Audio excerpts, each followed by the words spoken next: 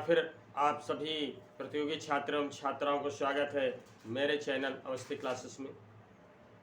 मैं आरपी अवस्थी आप सभी प्रतियोगी छात्र एवं छात्राओं को नमस्कार करता हूं।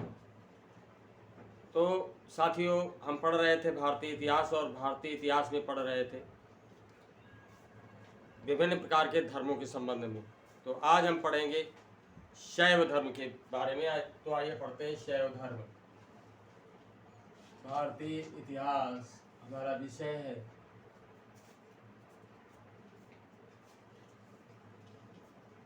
भारतीय इतिहास शैव धर्म।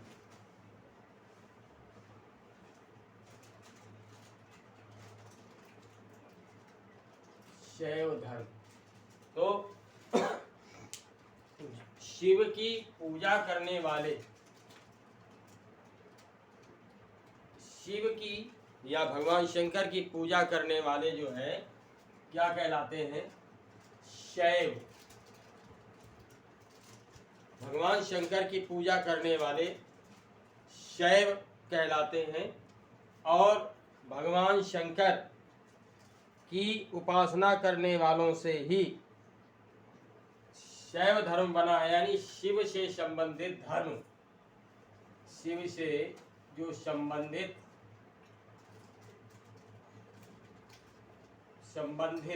धर्म है वो कहलाता है शैव धर्म। यानी शिव की उपासना करने वाले शैव कहलाते हैं और शिव से संबंधित धर्म जो है शैव धर्म कहलाता है। तो शैव धर्म की जो प्रारंभिक जानकारी है या शिव की उपासना की जो प्रारंभिक जानकारी है वो हमें सैंधव सभ्यता से मिलती है। सैंधव सभ्यता से मिलती है, यानी सिंधु घाटी की सभ्यता से मिलती है प्रारंभिक जानकारी, जहाँ पर शिव की उपासना पाशुपति शिव के रूप में की जाती थी।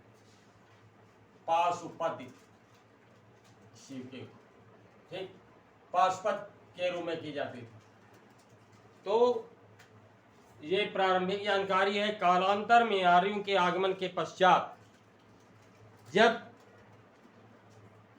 प्रकृति के विभिन्न देवी देवताओं का मानवीयकरण किया आर्यों ने, उस समय भी इन्होंने सिंधु घाटी के जो पाशुपत शिव थे तो उनको अपना लिया और ऋग्वेद में शिव को जो है रुद्र कहा गया है। ठीक, ऋग्वेद में शिव को रुद्र कहा गया है और अथर्ववेद में शिव को भव, सर्व, पशुपति, भूपति के नाम से जाना गया है। अथर्ववेद में शिव को भव, अथर्ववेद में शिव को जो है भव, सर्व, भूपति,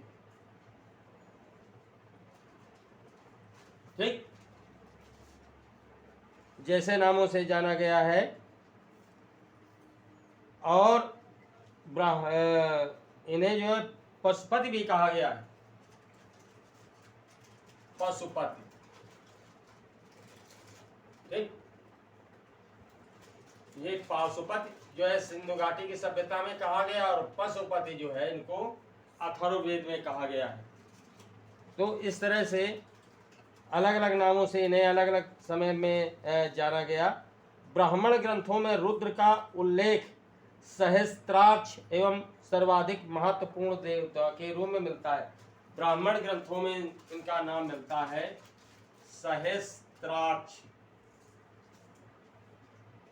ब्राह्मण ग्रंथों में नाम दिया गया, ठीक। ब्राह्मण ग्रंथों में इनका सर्वाधिक महत्वपूर्ण देवता और साथ ही साथ सहस्त्राक्ष और सर्वाधिक महत्वपूर्ण देवता के रूप में उल्लेख किया गया है। सर्वाधिक महत्वपूर्ण देवता। तो इस तरह से समय समय पर इनका जो महत्व है वो बढ़ता ही गया। आगे चल करके जो है मतलब एक आर्यों की खासियत रही कि तत्कालिक परिस्थितियों में इन्होंने दूसरी सभ्यताओं के जो दूसरी सभ्यता से जुड़े हुए तथ्य से उनको स्वीकार किया और अपने धर्म में मिला लिया, उनको अडॉप्ट कर लिया, अपने से जोड़ लिया। ये इनकी एक खासियत रही है आर्यों की। आगे चल करके यानी जब बात आती है लिंग पूजा की, तो लिंग पूजा का पहला स्पष्ट वर्णन जो है मत्स्य पुराण में मिलता है।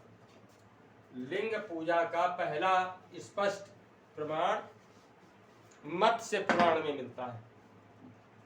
मत्स्य पुराण में लिंग पूजा का स्पष्ट विवेचन किया गया है, स्पष्ट प्रमाण मिलता है।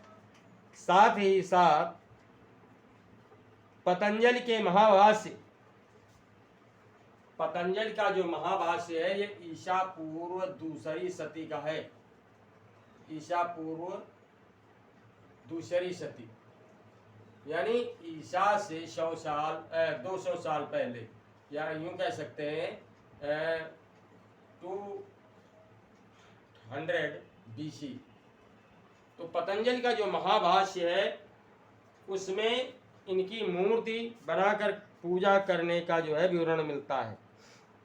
ठीक है, शिव की मूर्ति बना करके उनकी पूजा करने का जो विवरण मिलता है ईसा पूर्व दूसरी सदी में पतंजलि के महाभाष्य से मिलता है।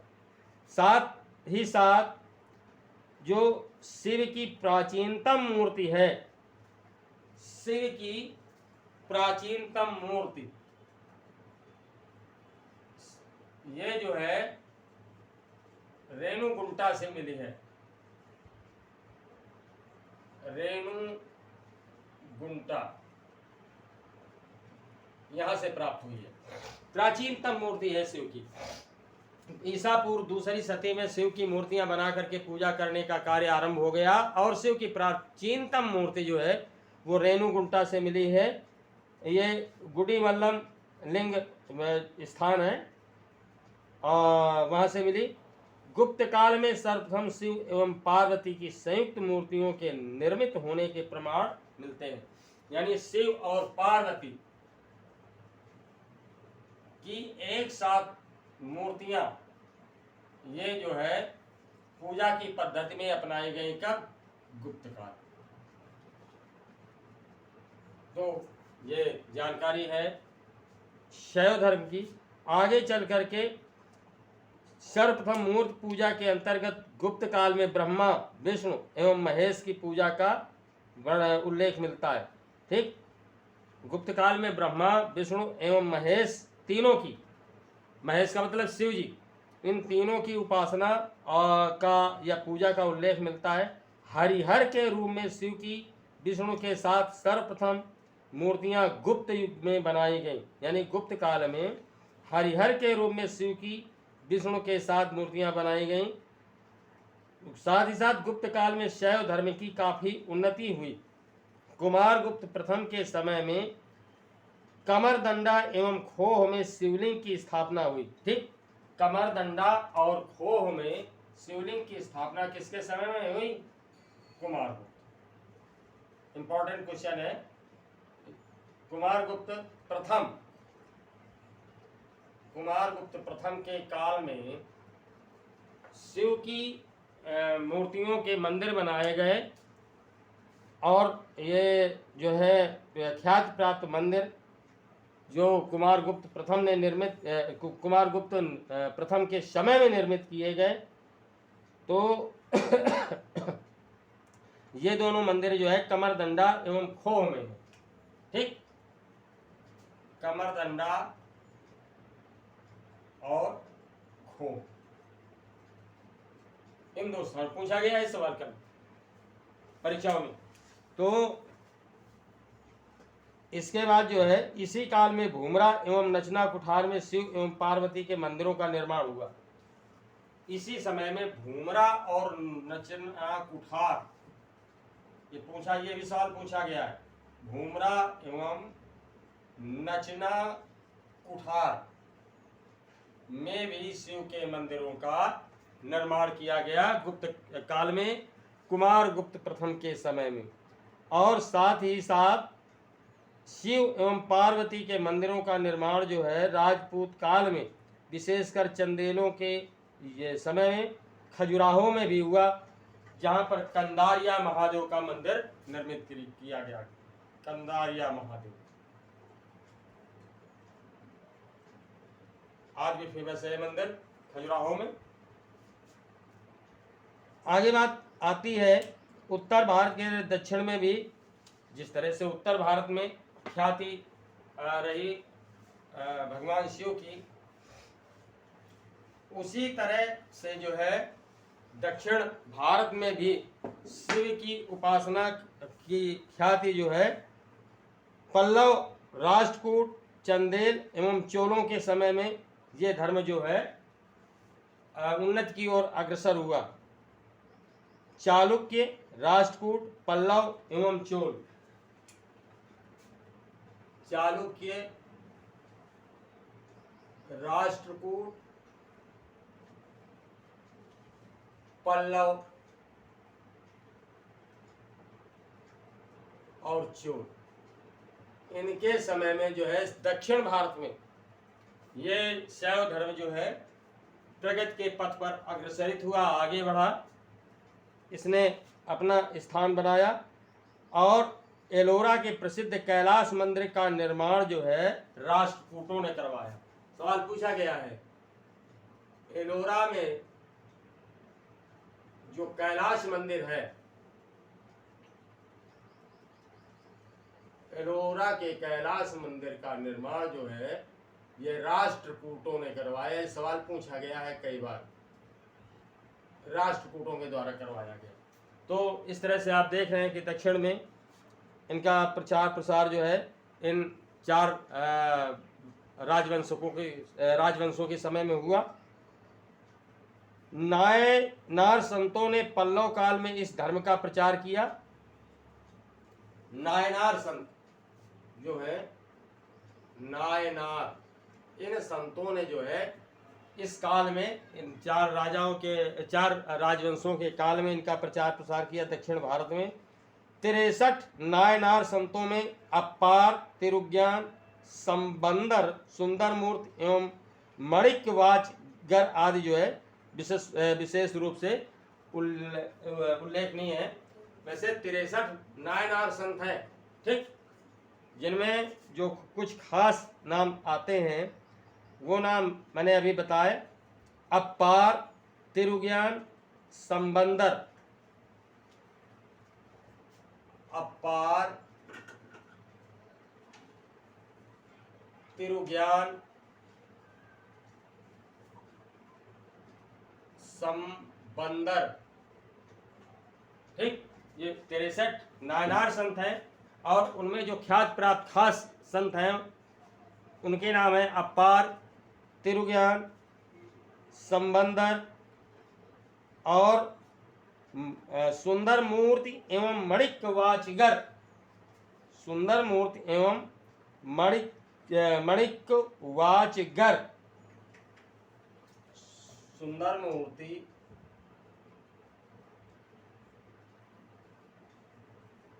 और मणिकवाचगर,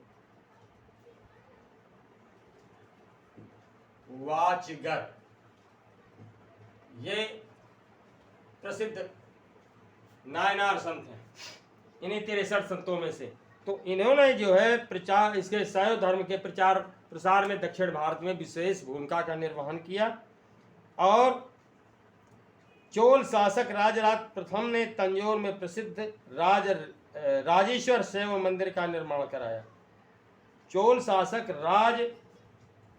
राज प्रथम ने, राज प्रथम, ये चोल शासक है, ठीक, इसने जो है तंजौर में प्रसिद्ध शिव मंदिर का निर्माण कराया, जिसे राजेश्वर शैव मंदिर कहा जाता है या राजेश्वर मंदिर के नाम से जाना जाता है। राजेश्वर, ये शैव मंदिर है, ठीक, शिव का मंदिर है, तो इसका निर्माण कराया। तो इस तरह से आप देख रहे हैं कि ये उत्तर भारत के साथ साथ दक्षिण भारत में भी प्रचार और प्रसार में आया। इसी वंश के राजेंद्र चोल ने बृहदीश्वर मंदिर का निर्माण करवाया। राजेंद्र चोल, ये भी सवाल पूछा गया है। राजेंद्र चोल, राजेंद्र चोल, चोल वंशी शासक है। इसने जो है बृहदीश्वर मंदिर का निर्माण कराया, पूछा गया है सवाल। तो बृहदीश्वर मंदिर का निर्माण जो है राजेंद्र चोल ने करवाया। और वामन पुराण में शैव संप्रदाय की संख्या 4 बताई गई है। जो वामन पुराण है इसमें शैव संप्रदाय की जो संख्या है वो 4 बताई गई है। शैव, पाशुपत, कापालिक एवं कालामुख। शैव, पाशुपति, ठीक, और इसके बाद कापालिक और कालामुख। कापालिक, कालामुख, ये 4 शैव संप्रदाय हैं। देख रहे हैं आप, शैव, पाशुपति, कापालिक और कालामुख, ये 4 शैव संप्रदाय हैं। शैव संप्रदाय है। और इनको कहाँ बताया गया? वामन पुराण में। वामन पुराण में बताया गया कि शैव संप्रदाय जो है 4 प्रकार के हैं। शैव, पाशुपत, कापालिक और कालामुख। पाशुपत संप्रदाय शैवों का सर्वाधिक प्राचीन संप्रदाय है। ये जो पाशुपत संप्रदाय है ये शैवों का सर्वाधिक प्राचीन संप्रदाय है।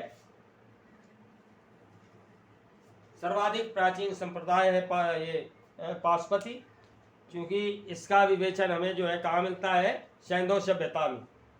और इसके बाद जो पाशुपत संप्रदाय है इसका वर्णन जो है महाभारत में भी मिलता है। इस संप्रदाय के सिद्धांत के 3 अंग हैं: पति, पशु, पास, ठीक, पति, पशु, पास। पति, पति का अर्थ होता है स्वामी, और पशु, पशु का अर्थ होता है आत्मा, और पाश, ये पाशुपति है ना, पाशुपति, तो पास का जो अर्थ होता है उसका अर्थ है वचन, वचन। तो इस तरह से 3 आप देख रहे हैं कि स्वामी, आत्मा और वचन, ये जो इसका टर्मिनोलॉजी है उसके अंतर्गत इसके इस संप्रदाय के सिद्धांत के 3 अंग हैं। इस जो ये सिद्धांत है, इस सिद्धांत के संस्थापक जो है लकुलिस थे। इस सिद्धांत के संस्थापक जो है लकुलिस,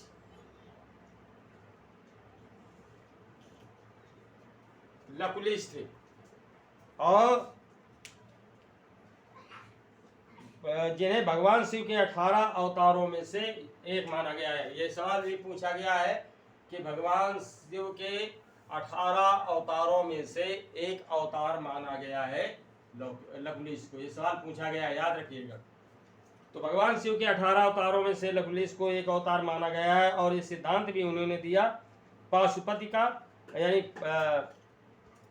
जिसका वर्णन महाभारत में मिलता है। तो इस संप्रदाय के अनुयायियों को पंचार्षिक कहा गया, ठीक। इस संप्रदाय के अनुयायियों को पंचार्षिक के नाम से जाना गया। और इस मत का प्रमुख सैद्धांतिक ग्रंथ पाशुपत सूत्र है। जो प्रमुख सैद्धांतिक ग्रंथ है वो पाशुपति सूत्र है।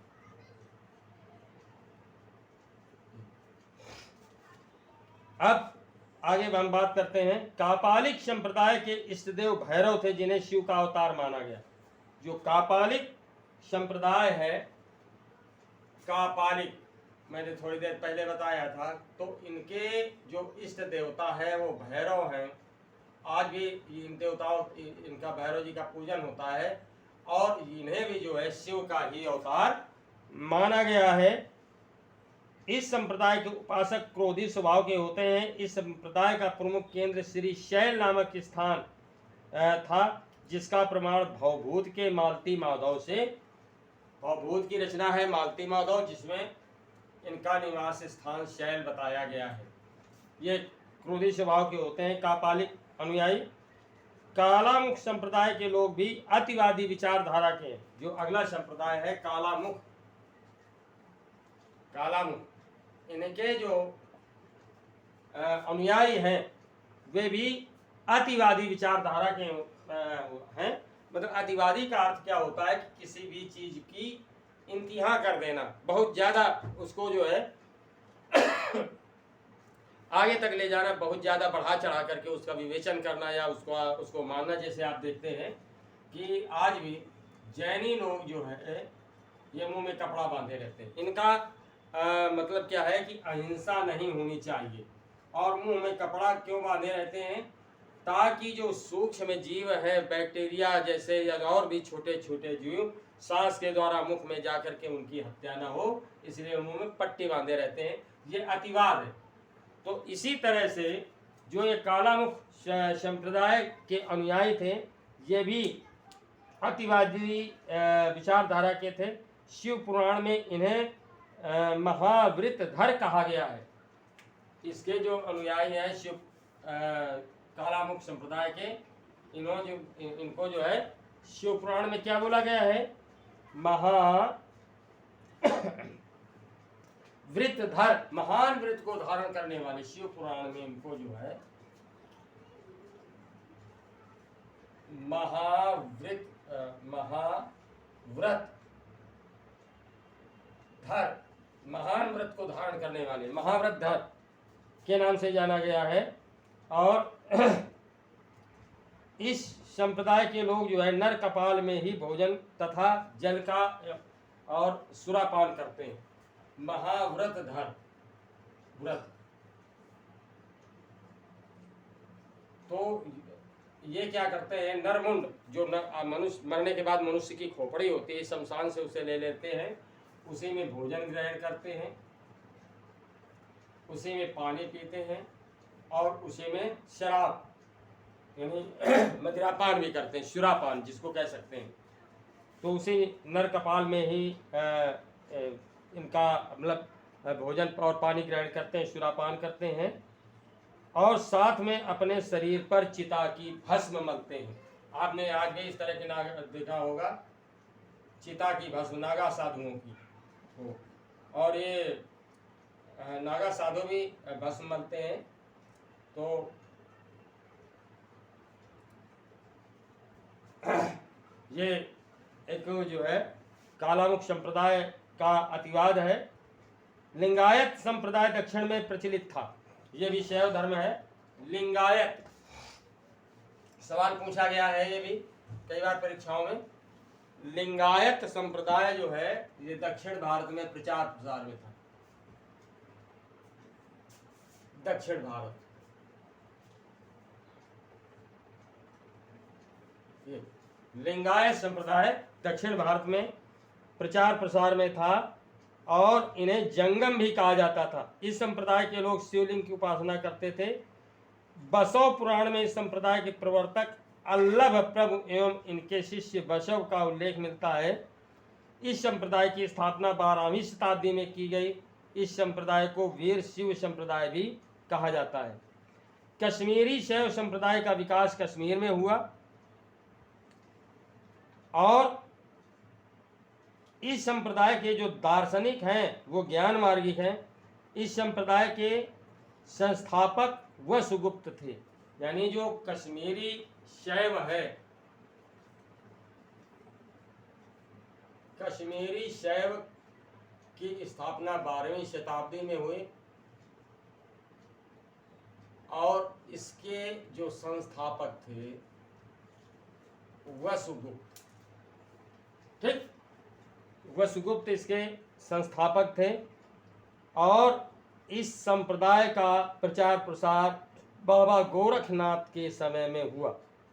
शैव एवं वैष्णव मत दोनों ईश्वरवादी एवं एकेश्वरवादी हैं, जहाँ वैष्णव मत व्यक्ति के मानवीय एवं भावात्मक पक्ष को छूता है, पर शैव दार्शनिक एवं वैज्ञानिक विचारधारा पर आधारित है। जो शैव धर्म है वो दार्शनिक विचारधारा पर और वैज्ञानिक विचारधारा पर आधारित है। ये शैव धर्म की विशेषता है, जबकि वैष्णव धर्म जो है ये व्यक्ति विशेष की महत्ता को वर्णित करता है। तो इस तरह से उम्मीद करता हूँ कि शैव धर्म समझ में आ गया होगा। किसी भी परेशानी या इस के संबंध में कोई भी क्वेश्चन ऐसा है जो नहीं आता है तो उसका उत्तर आप मेरे से कमेंट करके पूछ सकते हैं।